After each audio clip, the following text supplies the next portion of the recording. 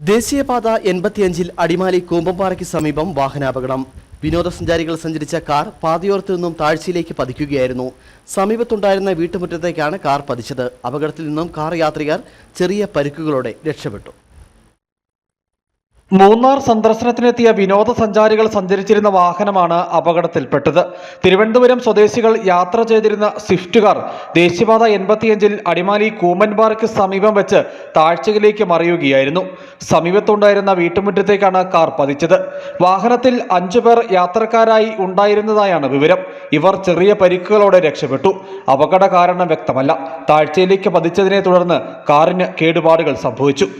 News bureau, Adimali. ഇനി law പ്രൈസിൽ high range Onam.